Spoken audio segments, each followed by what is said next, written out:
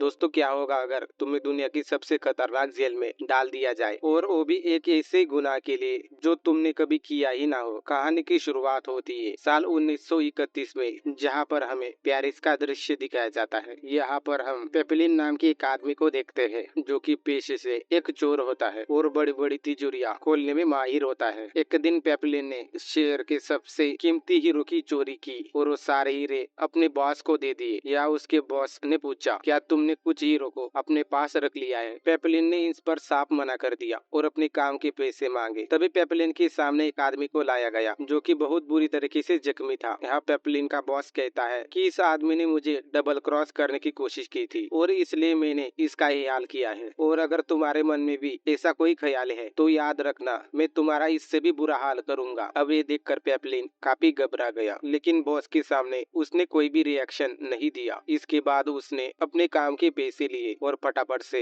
वहाँ से बाहर निकल आया। इसके बाद वो अपनी गर्लफ्रेंड से मिला और उसे एक खूबसूरत नेकलेस गिफ्ट किया। साथ ही उसने अपनी गर्लफ्रेंड को कुछ हीरे दिखाए जो उसने अपने बॉस से चुराए थे। लेकिन बदकिस्मती से एक आदमी ने पेपलिन पर नजर रखी हुआ था और उसने चुपकर उसके गर्लफ्रेंड के हाथ में वो हीरे देख लिए। अब इस बात से अनजान इन दोनों ने एक साथ ही रात गुजारी और अगली सुबह उसकी गर्लफ्रेंड ने पेपलिन से कहा कि हमें इस जुर्म की दुनिया छोड़कर एक नई जिंदगी की शुरुआत करनी चाहिए। इस पर पेपलिन ने उससे 6 मंथ का टाइम मांगा ताकि वो ज्यादा से ज्यादा पैसे इकट्ठा कर सके और एक नई जिंदगी की शुरुआत कर सके। हालांकि अगले ही पल इन दोनों की सारी उम्मीदें टूट गई, क्योंकि पुलिस ने पेपलिन के घर पर दस्तक दे दी थी। पुलिस ने पेपलिन पर उस आदमी के मर्डर का इल्जाम लगाया जिसे कल रात उसके बॉस ने मारा था। यहाँ पेपलिन ने उन्हें समझाने की कोशिश की कि वो कल की पूरी रात अपनी गर्लफ्रेंड के साथ था, लेकिन पुलिस ने उसकी एक नहीं सुनी और उसे पकड़कर जेल में डाल दिया गया। अब तक पेपलिन ये समझ चुका था कि ये सब कुछ उसके बॉस का किया धरा है और वो चाहे तो कुछ भी कर ले, लेकिन वो इस जेल से बाहर नहीं निकल पाएगा और इसलिए वो इस जेल से भागने के बारे में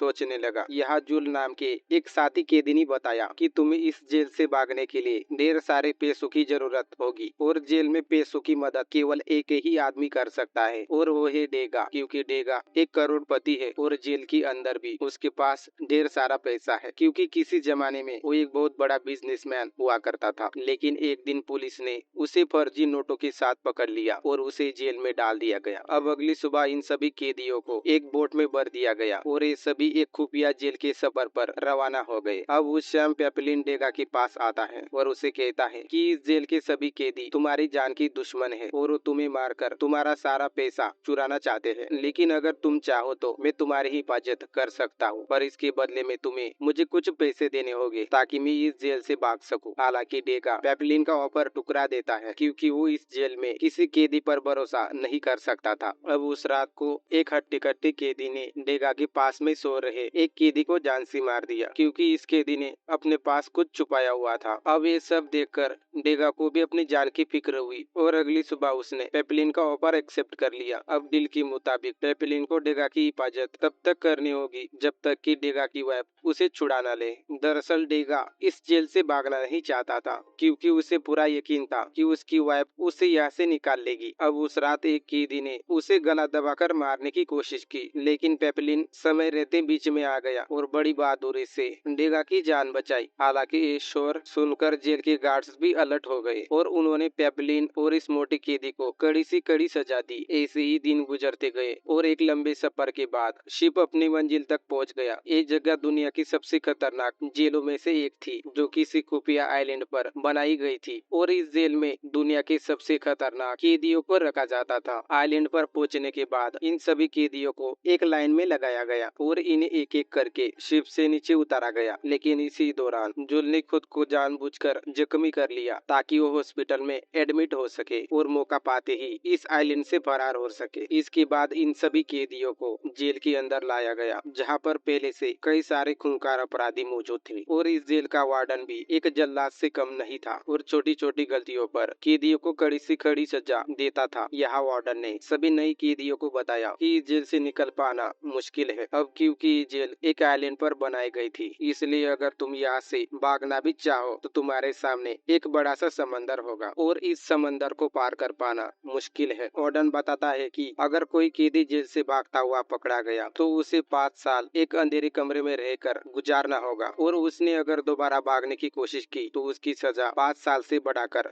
10 साल की कर दी जाएगी। लेकिन अगर कोई कैदी तीसरी बार पकड़ा गया तो उसे और भी खतरनाक आइलैंड पर भेज दिया जाएगा, जहां जाने के बाद कैदी अपना मानसिक संतुलन खो देते हैं। वार्डन ये भी बताता है कि अगर तुमने किसी का खून कर दिया तो सभी के सामने तुम्हारे सर को धड़ से अलग कर दिया जाएगा। अगले दिन पेपलिन और डेगा को एक ट्रॉली पर रखने का काम दिया गया। यहाँ पेपलिन की नजर एक टोपी वाले आदमी पर गई जो असल में एक मछुआरा था और उसके पास एक बोट भी थी और उस बोट की मदद से पेपलिन इस जेल से भाग सकता था। यहाँ पेपलिन ने उस आदमी को पैसे का लालच देकर पूछा कि तुम हमें इस जेल से निकाल सकते हो। इस पर वो आदमी कहता है कि मैं तुम्हें यहाँ से निकाल तो दूंगा पर इसके बदले में मुझे $2000 चाहिए। यहाँ पेपलिन पैसे देने के लिए राजी हो गया, जिसके बाद इस आदमी ने उन्हें अगली रात समंदर के किनारे पर आने के लिए कहा। अब जेल के सभी कैदियों को भी ये बात मालूम थी कि डेगा के पास बहुत सारा पैसा है और उन्हीं पैसों की लालच में उन्होंने डेगा को मारने की कोशिश भी की। हालांकि हर बार की तरह फिर से पेपलिन बीच में आ गया और जैसे तैसे करके डेगा की जान बचाई। अब ये सब देखकर तो डेगा समझ चुका था कि वो पेपलिन के बिना एक दिन भी जिंदा नहीं रह पाएगा और इसलिए उसने इस जेल से भागने का फैसला किया। अब अगले दिन जेल के सभी कैदियों को इकट्ठा किया गया क्योंकि आज उनमें से एक कैदी को सजा मिलने वाली थी और एक कैदी और कोई नहीं बल्कि जुल था, जिसने इस जेल से भागने की कोशिश की थी और 2 गार्ड्स को भी मार दिया था और इसलिए उसे मौत की सजा सुनाई गई थी। इसके बाद जुल को सभी के सामने लाया गया और उसका सर काटकर उसे मौत के घाट उतार दिया गया। यहाँ वार्डन ने डेगा और पेपलिन को हुक्म दिया कि वो जुल की लाश ले जाकर जंगल में दफना दे। इसके बाद इन दोनों ने जुल की लाश उठाई और उसे दफनाने के लिए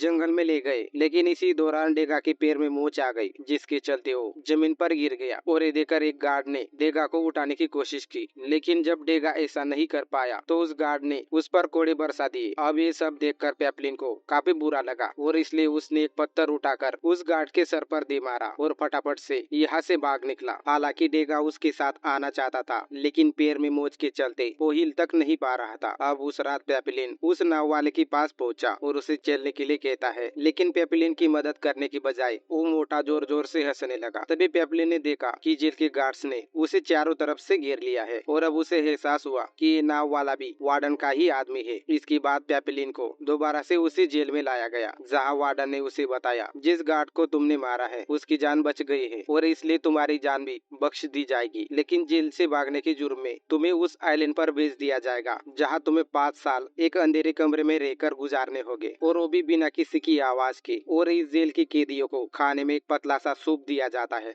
जो किसी भी इंसान के लिए काफी नहीं था और इसी की चलती बहुत से कैदी कमजोर पड़ जाते हैं और कहीं तो भूख से ही मारे जाते हैं। ऐसे ही दिन गुजरते गए और एक दिन पेपलिन को खाने में एक नारियल का टुकड़ा मिला। इस नारियल के टुकड़े के साथ एक लेटर भी था जिस पर लिखा था, आज से तुम्हें हर दिन खाने में नारियल ही मिलेगा। पेपलिन फौरन समझ गया कि सब डेगा ने किया है। उसने मन ही मन डेगा का शुक्रिया अदा किया और फटाफट से वो नारियल को खा लिया। हालांकि पेपलिन की खुशी ज्यादा दिनों तक टिक नहीं पाई क्योंकि बहुत जल्द वार्डन को इस बात का पता लग गया और गुस्से में आकर उस गार्ड को मार डाला जो पेपलिन को हर रोज नारियल लाकर देता था। इसके बाद वार्डन ने पेपलिन से पूछा कि उसे नारियल भेजने वाला कौन है, लेकिन जब पेपलिन ने कुछ नहीं बताया तो वार्डन ने हुक्म दिया कि आज से पेपलिन को सिर्फ आधा कटोरा सूप दिया जाएगा। और ऐसे ही दिन गुजरते गए और पर्याप्त खाना न मिलने के चलते पेपलिन काफी कमजोर हो चुका था। थोड़े दिनों के बाद वार्डन दोबारा से उसके पास आया और नारियल भेजने वाले का नाम पूछने लगा, लेकिन इस बार भी पेपलिन ने उसे कुछ नहीं बताया। अब गुस्से में आकर वार्डन ने हुक्म दिया कि पेपलिन अपनी बाकी की सारी सजा एक अंधेरे कमरे में ही रहकर गुजारे। दिन गुजरते गए और देखते ही देखते पेपलिन काफी कमजोर हो गया और तो और अब उसकी दिमागी हालत भी खराब होने लगी थी। इस जेल के गार्ड्स ने उसे हॉस्पिटल में एडमिट किया ताकि डॉक्टर्स उसका इलाज कर सके और डेगा भी उसी हॉस्पिटल में काम करता था जहाँ पेपलिन को एडमिट किया गया था। पिछले 1 साल में डेगा ने वार्डन का भरोसा जीत लिया था, जिससे खुश होकर वार्डन ने उसे हॉस्पिटल में नौकरी दे दी थी। थी। उस दिन जब डेगा पेपलिन से मिलने पहुंचा तब उसे ये बात पता लगी, असल में पेपलिन पागल होने का नाटक कर रहा है ताकि उसे नॉर्मल जेल में डाल दिया जाए और वो एक बार फिर से यहाँ से भागने की कोशिश कर सके। इसके बाद उन्होंने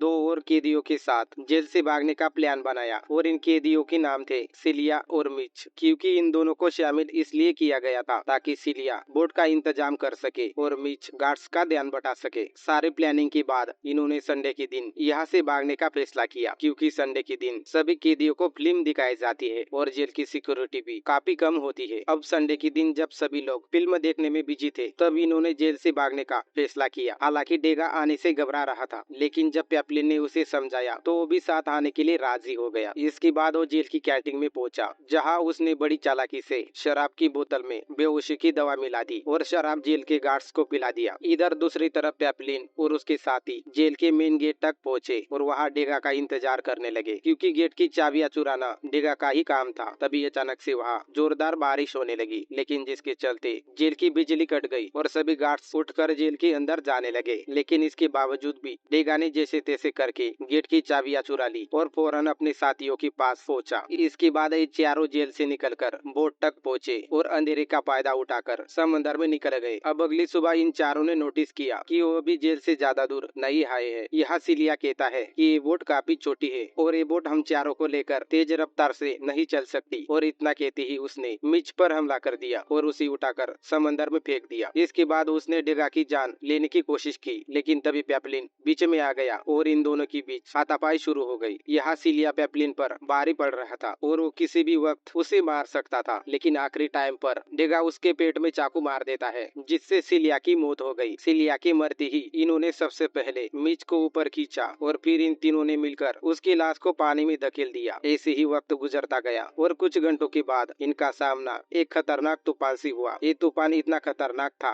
कि देखते ही देखते चारों तरफ अंधेरा छा गया और तो और इनकी छोटी सी बोट भी पलट गई। और जब अगली सुबह इनकी आँख खुली तो ये सभी एक आइलैंड पर थे। दरअसल इस आइलैंड के लोगों ने इन्हें पानी में बेहोश देख लिया और इन सभी की जान बचाई। अब उस क्षण पेपलिन डेगा के पास आया और उसे यहाँ से चलने को कहा, लेकिन डेगा ने साथ आने से मना कर दिया, क्योंकि वो भाग भाग कर थक चुका था। इसके बाद पेपलिन ने मिच से भी पूछा, लेकिन उसने भी साथ आने से मना कर दिया। अंत में पेपलिन ने अकेले ही आगे बढ़ने का फैसला किया और आइलैंड से बाहर आने लगा। लेकिन तभी उसकी नजर पुलिस की गाड़ियों पर पड़ी और वो फौरन समझ गया कि उस औरत ने पुलिस को इनकी जानकारी दे दी थी। यहाँ पेपलिन भागता हुआ डेगा के पास आया और उसे यहाँ से ले जाने लगा, लेकिन बदकिस्मती से गार्ड्स ने इन दोनों को पकड़ लिया और मिच की तो जान ही ले ली। इसके बाद इन दोनों को दोबारा से जेल में लाया गया, जहाँ पेपलिन को 10 साल एक अंधेरे कमरे में बिताने की सजा मिली। जब डेगा को आइलैंड पर भेज दिया गया, क्योंकि उसने गार्ड्स की शराब में मिलावट की थी। अब जब 10 सालों के बाद पेपलिन ने अपनी सजा पूरी की तो उसे भी